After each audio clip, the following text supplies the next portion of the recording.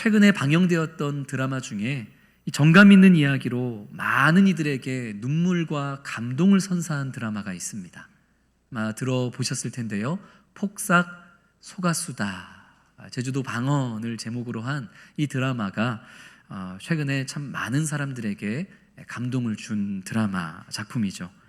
부모님의 사랑과 헌신을 아주 섬세하게 그려낸 그런 작품입니다. 시대와 세대를 넘어서는 이 부모의 사랑과 헌신, 그리고 가족의 의미를 다시 한번 깊게 생각해 보게 만드는 그런 작품으로서 평가가 되어지는 드라마입니다.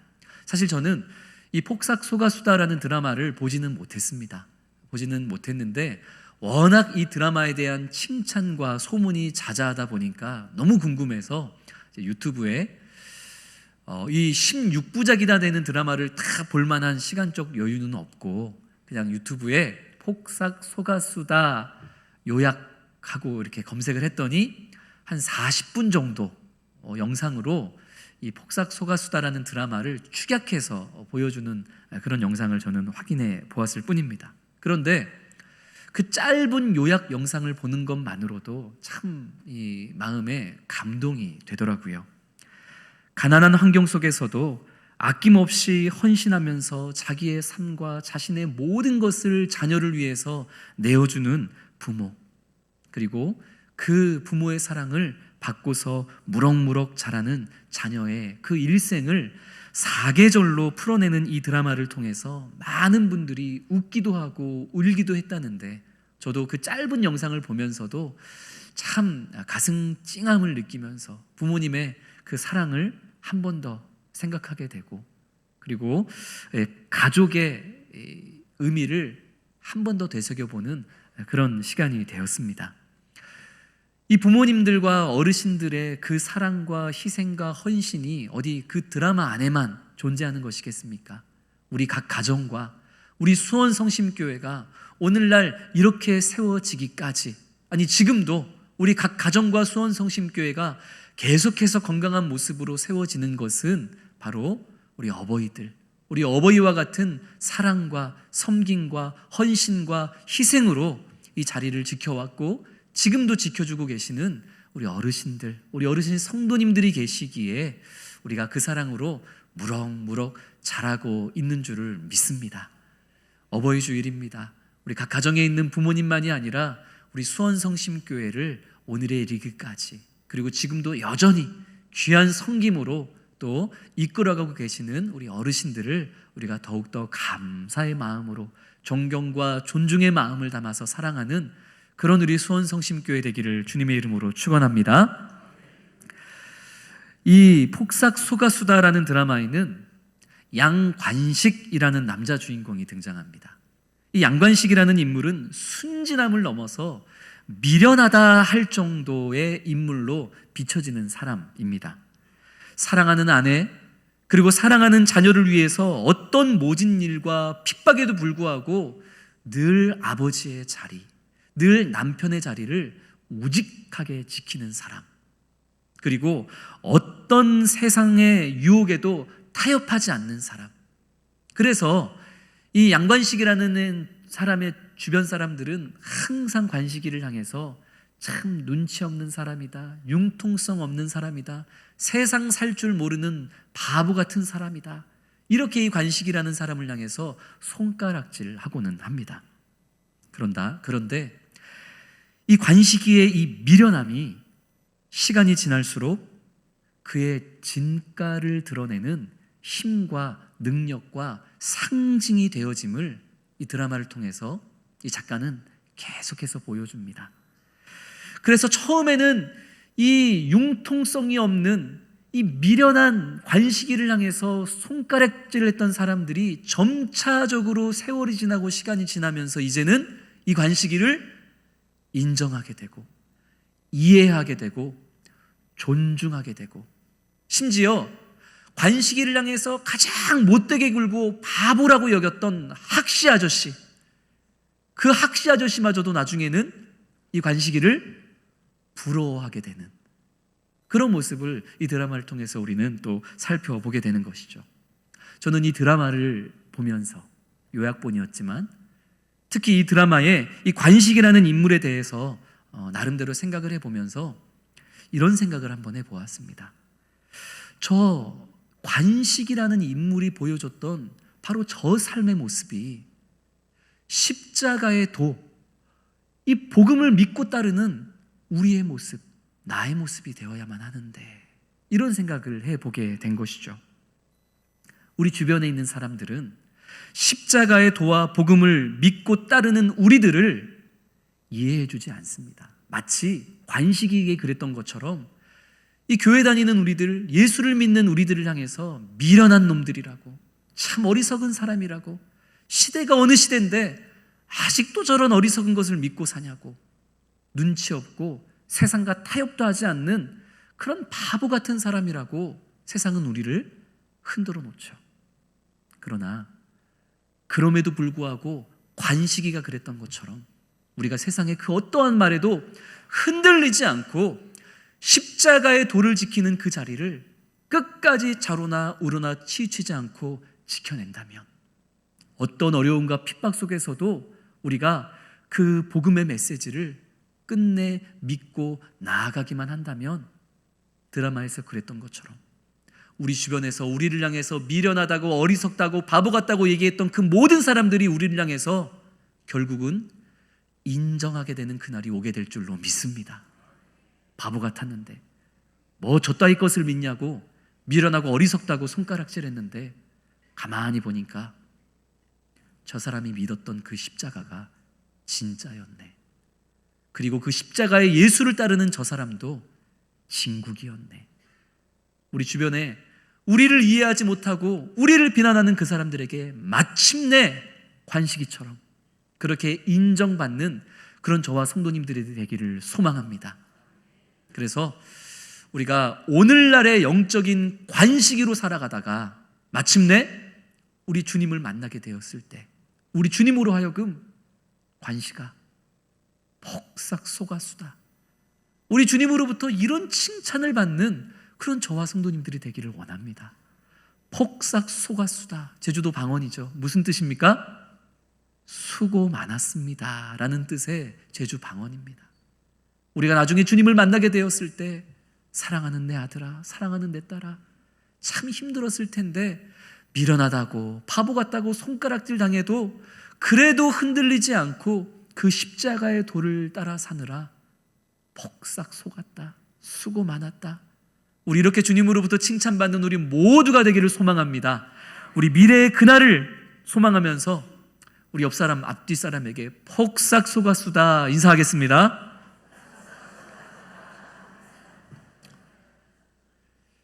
이제 오늘 본문을 한번 살펴보겠습니다. 오늘날과 마찬가지로 사도 바울이 사역했던 시기, 특히 이 고린도 지역에도 십자가의 도에 대해서, 복음에 대해서 아주 상반된 반응을 가진 사람들이 있었습니다. 우리 18절 말씀 우리 같이 한 목소리로 읽습니다. 십자가의 도가 멸망하는 자들에게는 미련한 것이요 구원을 받는 우리에게는 하나님의 능력이라. 아멘. 사도 바울은 이 십자가의 도, 이 복음을 대하는 사람들의 극과 극의 상반된 입장과 그리고 그들의 결과가 어떠할지를 18절에서 말씀합니다. 특이한 것은 그들이 결국 당하게 될 결과를 먼저 이야기하고, 그들의 최후의 결과가 어떠한지를 먼저 얘기하고, 그런 사람들이 가지고 있는 십자가 도에 대한 반응이 어떠한지를 말씀하고 있다는 거죠. 한번 다시 18절 말씀을 보면서 확인해 볼까요? 자, 먼저 최후의 결과가 멸망에 이르게 되는 사람들, 결국은 멸망에 이르게 되는 그런 결과를 가진 사람들은 십자가도, 이 복음에 대해서 어떤 반응을 보인다고 얘기하죠? 미련한 것으로, 어리석은 것으로 십자가를 대한다는 거죠. 그들의 결국이 어떻다는 거예요? 멸망에 이르게 된다는 거죠. 반면에 구원을 얻게 되는 그런 결과를 가진 사람들, 결국은 하나님으로 말미암아 구원을 얻게 되는 그 사람들은 이 십자가의 도, 이 복음을 어떻게 받아들인다고 얘기하죠? 하나님의 능력으로 받아들인다는 거예요. 그러니까 이 십자가의 도와 그 복음을 어떻게 받아들이느냐는 바로 그들의 결과가 어떠하느냐에 따라 달라진다는 겁니다. 이처럼 사도 바울은 어떻게 복음에 대해 반응하느냐까지도 모두가 다 하나님의 선택과 하나님의 주권 안에 있다는 것을 강조하면서 오늘의 본문을 시작하고 있는 것이죠. 이제 이어서 바울은 이 십자가의 도를 대하는 사람들의 여러 특징들에 대해서 계속해서 말씀을 합니다. 먼저 바울은 이 십자가의 도를, 예수 그리스도의 복음을 미련하게 여기는 사람들을 향해서 일침을 가하는데요. 우리 19절과 20절 말씀 같이 읽겠습니다. 기록된 바 내가 지혜 있는 자들의 지혜를 멸하고 총명한 자들의 총명을 폐하리라 하였으니 지혜 있는 자가 어디 있느냐, 선비가 어디 있느냐, 이 세대의 변론가가 어디 있느냐. 하나님께서 이 세상의 지혜를 미련하게 하신 것이 아니냐. 아멘. 19절에서 사도 바울이 기록된 바라고 말씀하고 있죠. 그러니까 19절에서 사도 바울은 오래전 이사야 선지자를 통해서 예언되었던 그 말씀을 그대로 가지고 와서 지금 인용하며 말씀을 전하고 있는 것입니다. 우리 화면을 보면서 이사야서 29장 14절 말씀, 이사야 선지자가 도대체 어떤 예언을 오래전에 했었는지 같이 읽습니다. 그러므로 내가 이 백성 중에 기이한 일, 곧 기이하고 가장 기이한 일을 다시 행하리니 그들 중에서 지혜자의 지혜가 없어지고 명철자의 총명이 가려지리라. 아멘. 하나님께서 이런 예언을 하신 거예요.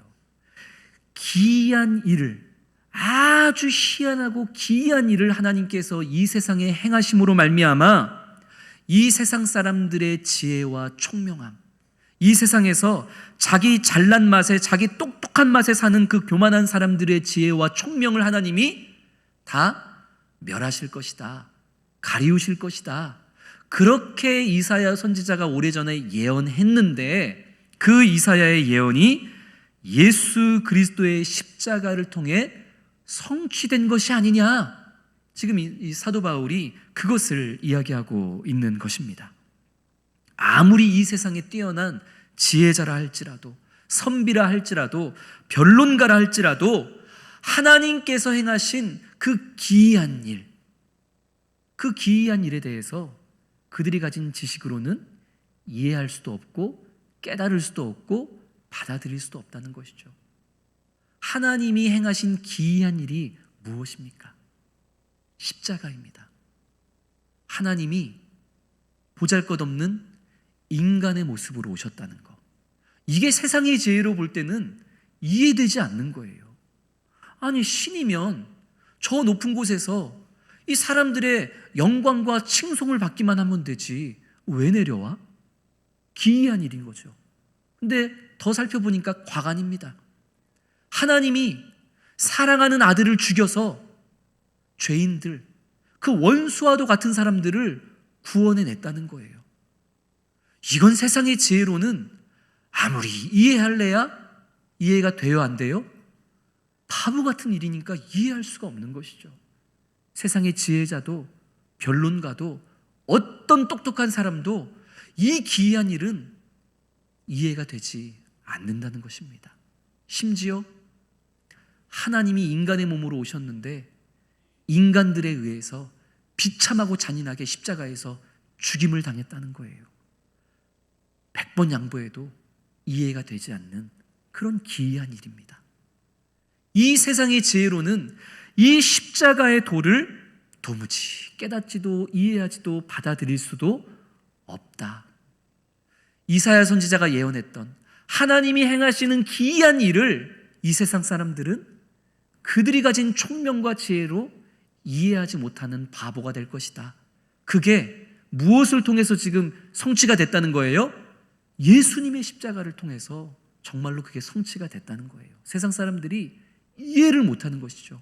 여기에 대해서 21절은 보다 분명하게 콕 집어서 말씀합니다. 우리 21절 말씀은 화면을 보면서 쉬운 성경 번역으로 같이 읽겠습니다. 세상이 자기의 지혜를 통해서는 하나님을 알지 못하게 하신 것이 하나님의 지혜입니다. 그래서 하나님께서는 우리가 전하는 어리석어 보이는 말씀 선포로 믿는 사람들을 구원하기를 기뻐하셨습니다. 아멘.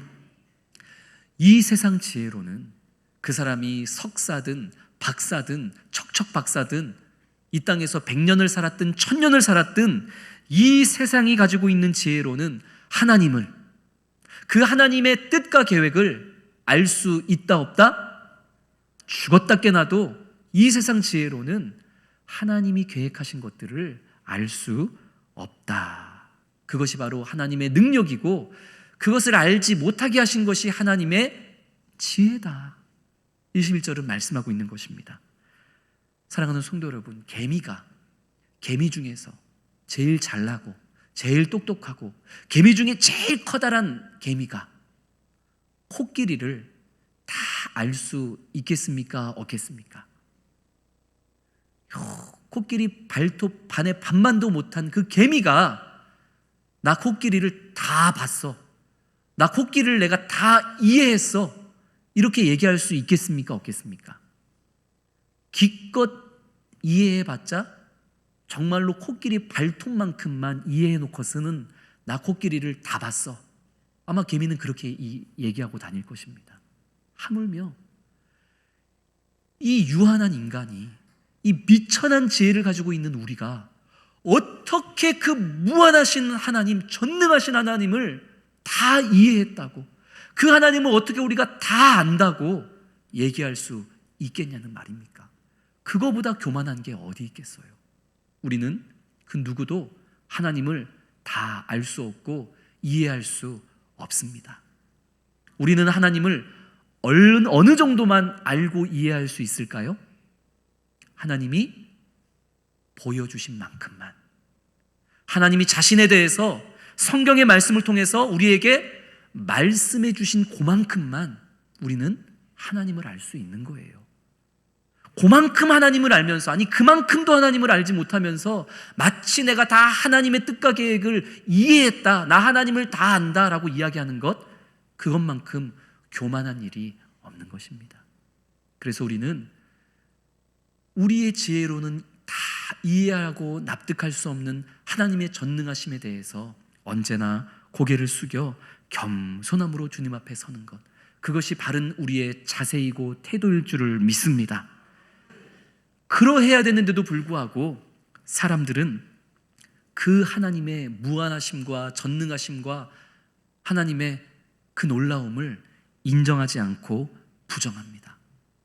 내가 이해할 수 없으니까, 내가 그 하나님의 크심이 한눈에 보이지 않으니까, 내가 그 하나님의 전능하심을 납득할 수 없으니까 나는 하나님을 인정할 수 없어.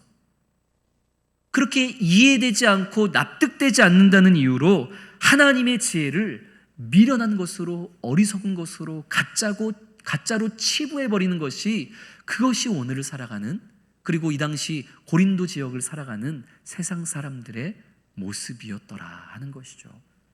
그러나 하나님은 이 무지하고 유한한 교만한 인간들을 그냥 그대로 내버려 두지 않으셨습니다.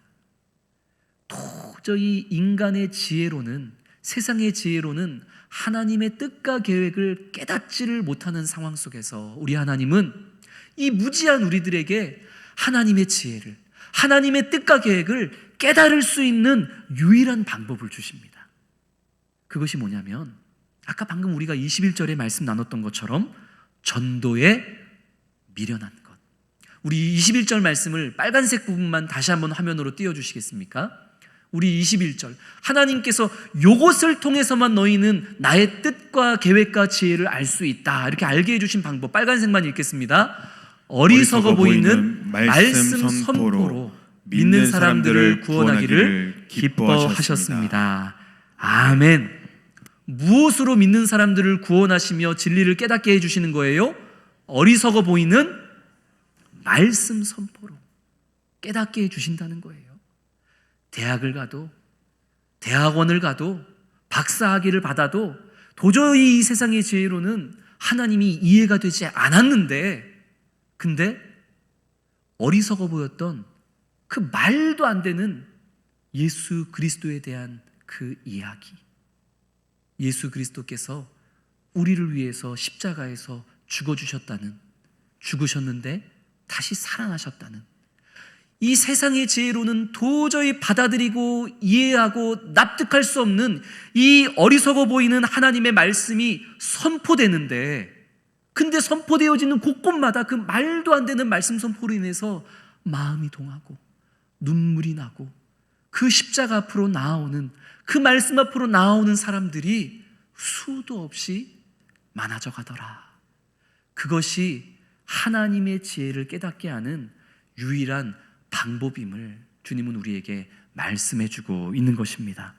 사랑하는 성도 여러분, 크고 놀라운 하나님의 지혜와 뜻을 깨달을 수 있는 것, 그것은 오직 말씀의 선포, 십자가의 복음, 그것을 통해서만 우리가 하나님의 크고 놀라운 뜻과 계획을 깨달을 수 있다는 사실을 믿으시기를 주님의 이름으로 축원합니다. 그러나 여전히 고린도 교회 안에는, 고린도 지역 안에는, 그리고 오늘날에는 이 하나님의 지혜와 방법이 아니라 자신들의 지혜와 방법으로만 십자가의 도를 이해하려고 하는 사람들이 여전히 많습니다. 바울은 그런 대표적인 두 부류의 사람들을 소개하는데 22절과 23절 말씀을 같이 읽겠습니다.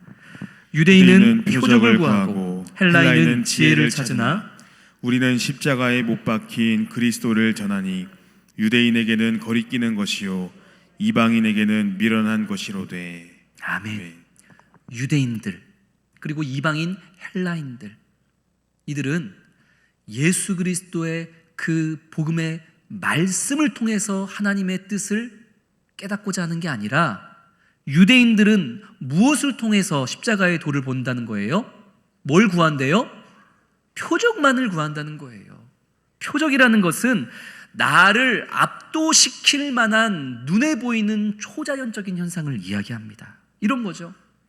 예수님이 진짜 하나님의 아들이라면 하늘에서 불을 떨어뜨려서 우리를 괴롭히는 저 로마 군사들을 다 멸절시켰으면 좋겠다. 그런 표적을 내 눈앞에 보여주면 나는 그 십자가를 믿겠다. 표적을 보여달라, 이거예요.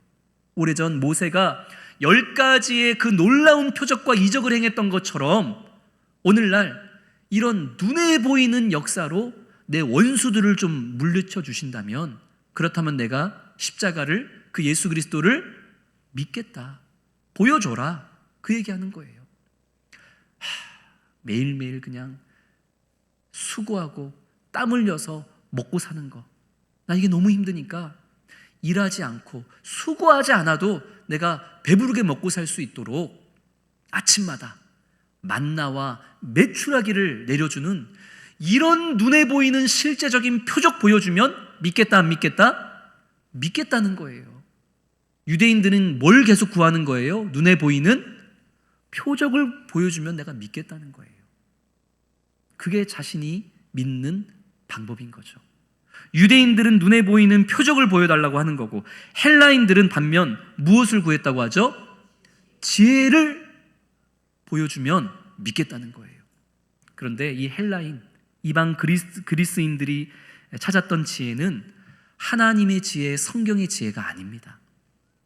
그저 인간의 이성과 상식으로 충분히 납득할 수 있는 그런 지혜를 이야기하면, 그래서 내가 납득이 되면 그러면 믿겠다라는 거죠.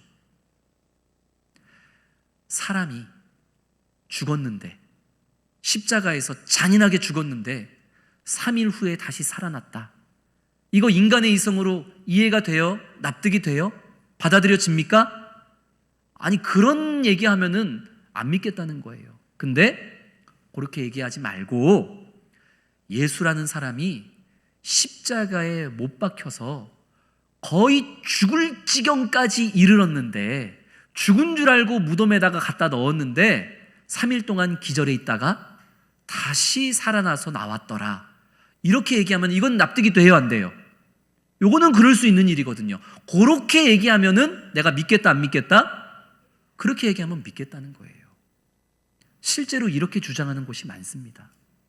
구약시대에 모세가 무엇을 갈라요? 홍해바다를 가르잖아요. 이게 인간의 상식으로는 믿겨요, 안 믿겨요? 안 믿겨요. 근데 저는, 제가 고등학교 때 저랑 제일 친한 친구가 있었습니다. 우리 둘이 같이 목사가 돼서 정말 하나님 나라 위에 우리 힘쓰자. 고등학교 때부터 저랑 친하게 지내면서 같이 중창단을 했던 친구가 있었는데 저는 이제 총신 쪽으로 가고 이 친구는 장신 쪽으로 갔습니다. 신대원에서 어느 날 이 친구를 만나서 이야기를 나누는데 이 친구가 저한테 그렇게 얘기하는 거예요. 지만아, 너 근데 그거 알아? 성경에서 모세가 홍해바다를 갈랐다고 하잖아. 근데 그거 진짜 바다가 갈라진 게 아니야. 그곳에 갈대밭이 있었는데 그 갈대밭이 해가 저물 때에 그 갈대밭이 붉게 보이는 붉은 바다처럼 보였는데 그 갈대밭을 헤치고 지나갔다는 거를 홍해바다가 갈라졌다고 그렇게 시적으로 표현한 거야. 그 친구가 저한테 그렇게 얘기하는 거예요. 그렇게 얘기하면 이 헬라인들, 세상의 지혜로 납득하기를 원하는 사람들은 그 친구가 얘기하는 그 교회로 가겠습니까? 안 가겠습니까? 가요. 모세가 하나님의 능력으로 바다를 갈랐습니다, 이런 얘기는 납득이 안 되거든요. 그런 건 안 믿어요. 근데 그게 사실은 바다가 갈라진 게 아니고 갈대밭을 그냥 백성들이 뚫고 지나간 것을 시적으로 표현한 겁니다. 이렇게 얘기하면 세상 사람들이 그럼 그렇지, 그러면은 내가 믿지, 그리고 가는 거예요. 유대인들과 헬라인들이 십자가의 도를 접할 때 그런 관점으로 접하고 있다는 거예요. 유대인들은 나한테 뭘 보여줘라? 눈에 보이는 뭔가 표적을 보여줘라. 그럼 믿겠다. 헬라인들은 나한테 뭘 보여줘라? 충분히 이해하고 납득할 만한 그런 지혜를 내게 들려주면 그러면 내가 믿겠다. 그게 성경이 쓰여졌던 시대에도 세상 사람들이 교회를 향해 요구했던 것들이고 오늘날에도 우리 주변에 있는 세상 사람들은 우리에게 그걸 요구하고 있는 겁니다. 그러나 사도 바울은 이야기합니다.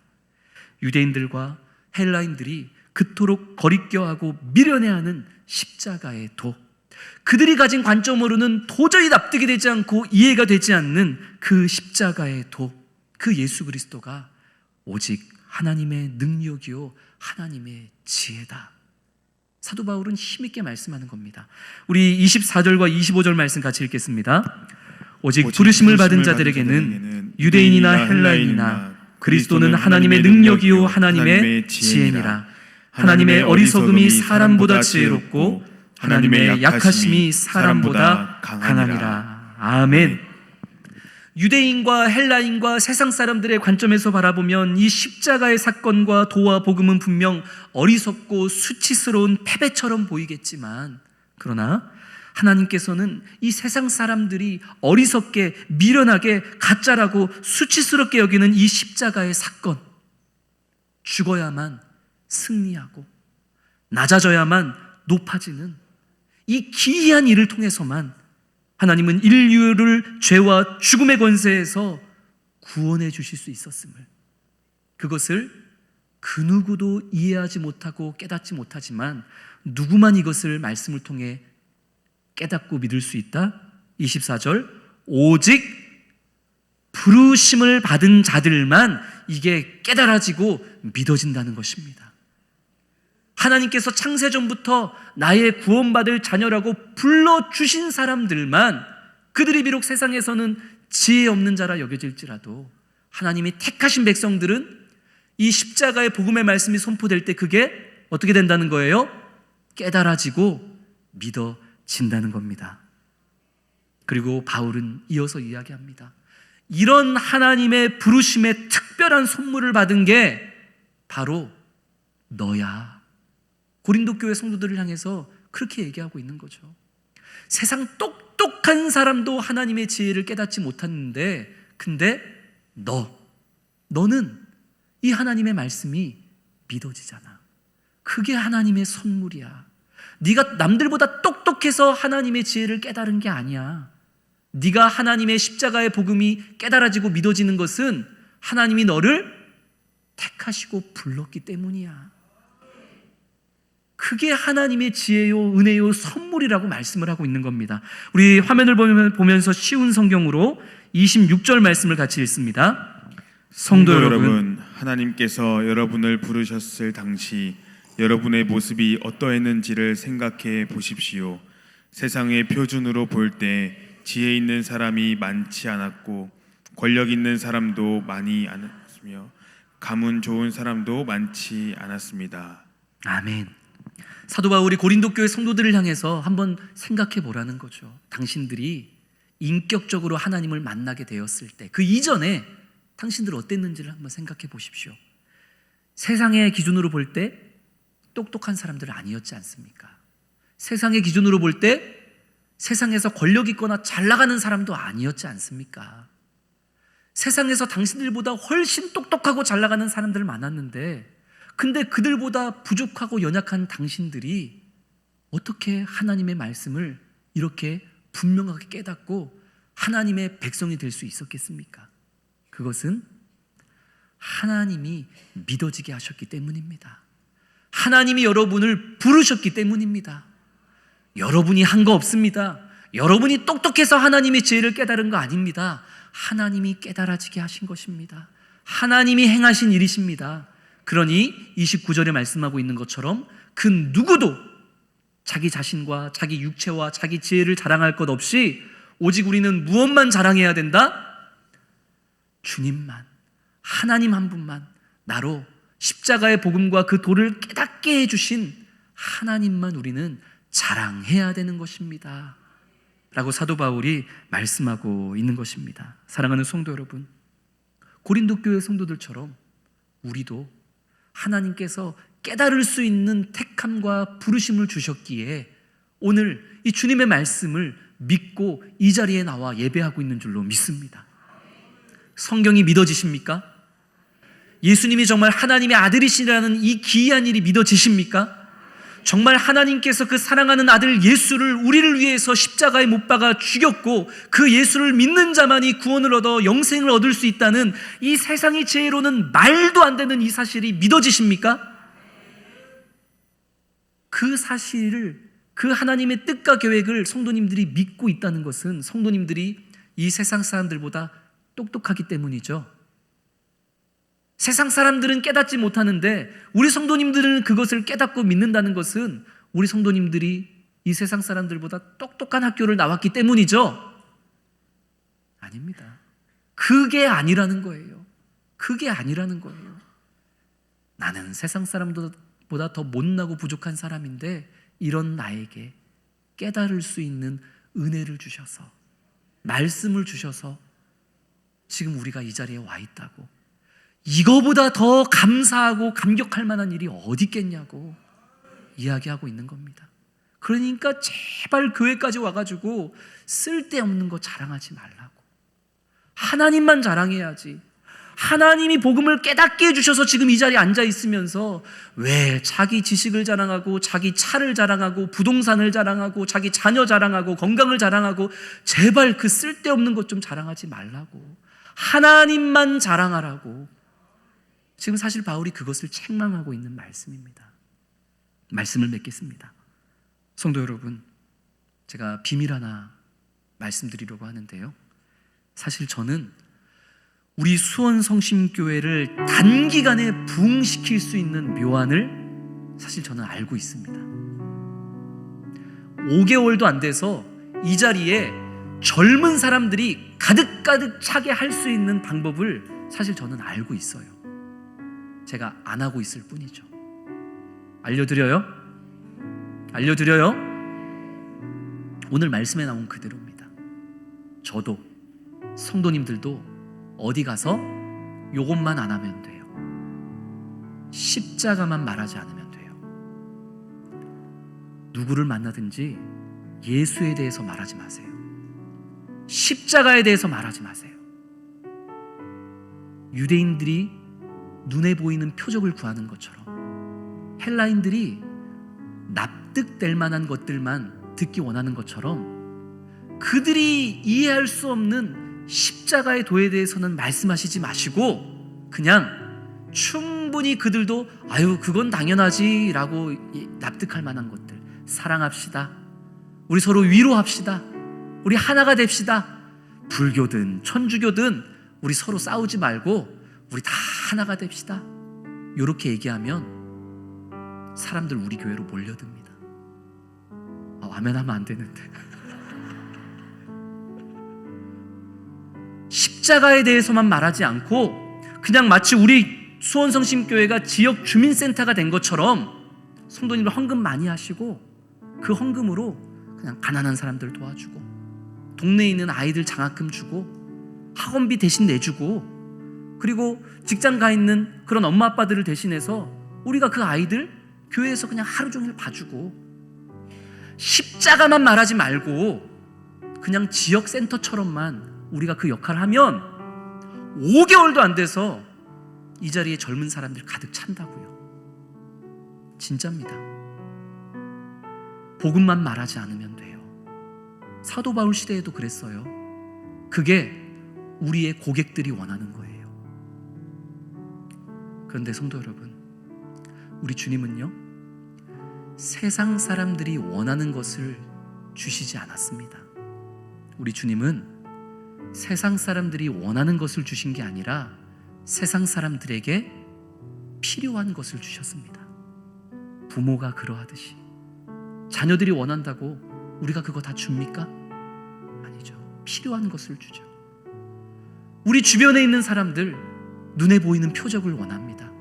납득할 만한 이 세상의 지혜, 그것만 듣기를 원합니다. 그런데 우리가 그거 주어서는 안 돼요. 전도할 때에 우리 교회 오세요. 우리 교회 재밌는 거 많아요. 우리 교회 오면 밥도 줘요. 우리 교회 오면 이런저런 행사도 많아요. 우리 교회 오면 또래들 만나서 즐겁게 생활할 수 있어요. 맨날 이렇게 그들이 원하는 눈에 보이는 표적과 납득할 만한 지혜만 가지고서 전도하는 그런 우리들이잖아요. 근데 오늘 사도 바울은 그러지 말라고 얘기하고 있는 거예요. 왜 그들이 원하는 것을 주냐는 거예요. 그들이 원하는 걸 주지 말고 뭘 주라고요?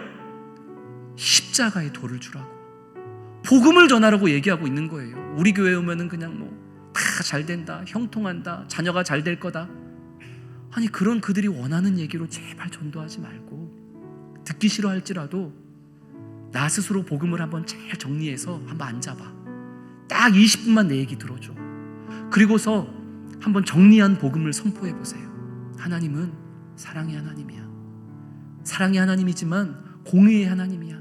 하나님은 죄에 대해서는 반드시 심판하셔야 돼. 근데 이 세상에 있는 모든 사람들은 나와 너를 비롯해서 다 죄인이잖아. 우린 다 지옥 가야 돼. 근데 하나님은 우리를 지옥 보내고 싶지 않으신 거야. 그래서 하나님은 당신이 친히 인간의 몸으로 오셔서, 예수로 오셔서 너와 나의 죄를 자기가 대신 짊어지고 십자가에서 죽어주셨어. 그렇게 너와 내가 짊어져야 될 그 죄의 책임을 예수님이 대신 짊어주신 거야. 그리고 그 예수를 믿는 사람에게 의롭다 불러주시고, 그렇게 예수를 믿는 사람만 영원한 천국에 들어갈 수 있다고 약속해 주셨어. 이게 복음이야. 믿어지지 않지? 근데 이게 진짜야. 나도 이게 믿어지지 않았는데 하나님이 나로 하여금 이 말씀을 너무나 믿어지게 역사하셨어. 방금 내가 너에게 전한 복음이 너에게 믿어질 수 있도록 나는 기도할 거야. 그리고 다음에 네가 궁금해하면 내가 복음을 또 한 번 설명해 줄게. 복음을 전하는 겁니다. 복음을 자랑하는 겁니다. 십자가의 도를 전해야 됩니다. 그것이 하나님이 우리를 깨닫게 해주시고 우리를 부르신 목적인 줄로 믿습니다. 그럴 때마다 세상은 우리를 향해서 관식이에게 그렸던 것처럼 미련한 놈, 바보 같은 놈, 또 미신 얘기한다, 참 눈치 없이 또 저러고 있네, 저러다가 또 그냥 가까이 있는 사람하고 관계 멀어지지, 분명히 손가락질합니다. 그런데도 불구하고 관식이처럼 끝까지 복음을 자랑하고 십자가를 자랑한다면 분명 시간이 지나고 지나 관식이 인정받았던 것처럼 우리의 십자가의 도가, 우리의 삶이 인정받게 될 줄로 믿습니다. 그런 우리 성도님들 되시기를 주님의 이름으로 축원합니다. 우리 오늘 주신 말씀을 기억하면서 우리 함께 찬양 나의 피난처 예수 찬양하겠습니다.